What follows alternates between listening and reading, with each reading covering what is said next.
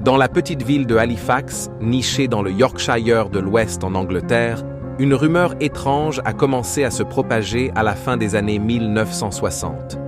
Celle d'un être mystérieux, aperçu à plusieurs reprises par des habitants troublés, que l'on a rapidement surnommé l'homme vert.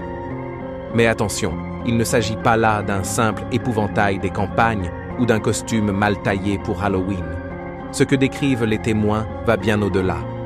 Selon leur récit, l'homme vert serait une créature humanoïde, mesurant entre 1,90 m et 2 m, dotée d'une peau verdâtre, presque phosphorescente.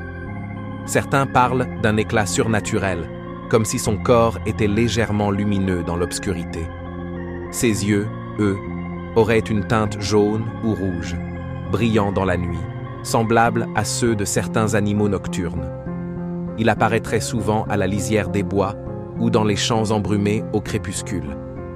Il ne court pas, il ne parle pas, il observe, puis disparaît sans laisser de traces. Le témoignage le plus célèbre remonte à l'hiver 1968. Un jeune couple, rentrant d'une soirée, traverse une petite route bordée par la forêt de Dean Clough. Soudain, ils aperçoivent une silhouette debout sur le bas-côté. En ralentissant, ils distinguent nettement une forme humaine.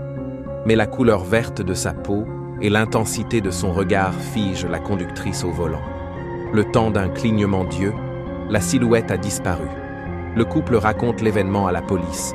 Aucun indice n'est trouvé. Pourtant, dans les semaines suivantes, d'autres signalements émergent.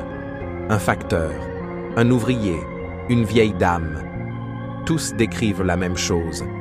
Les journaux locaux s'emparent de l'affaire, titrant avec fracas « Une créature rôde-t-elle dans les collines de Halifax ?» Les autorités tentent de rassurer.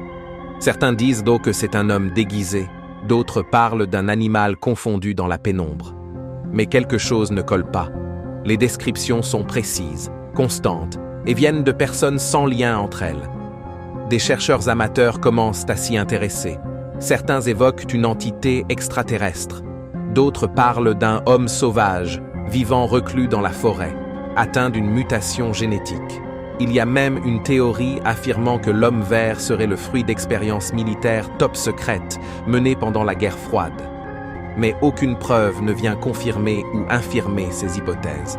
Pas de photos, pas d'enregistrement, pas de traces au sol, juste des mots, des frissons, et une peur sourde dans le cœur de ceux qui ont croisé son regard. Les années passent, le phénomène s'atténue, mais il ne disparaît jamais complètement.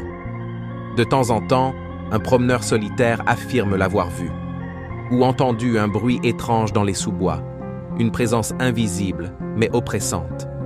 Et si l'homme vert n'était pas une hallucination collective? Et s'il était encore là, quelque part, tapi dans l'ombre? Est-il une relique oubliée d'un monde ancien? Un être venu d'ailleurs? Ou tout simplement le fruit de notre imagination fertile, nourrie par la brume et les mystères de la campagne anglaise? Le doute plane toujours. Et vous, que feriez-vous si vous croisiez l'homme vert au détour d'un sentier? Si ce genre d'histoire vous intrigue, n'oubliez pas de vous abonner. Ici, les mystères ne dorment jamais.